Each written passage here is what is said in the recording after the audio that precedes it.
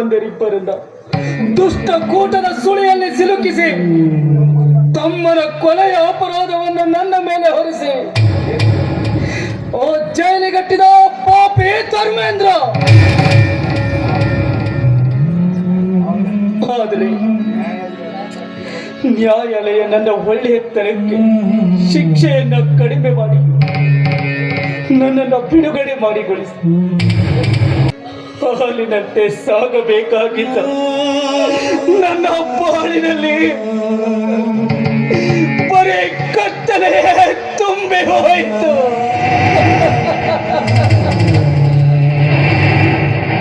ಹೌದು, ಬರೀ ಕತ್ತಲೆಯೇ ತುಂಬಿ ಹೋಯಿತು.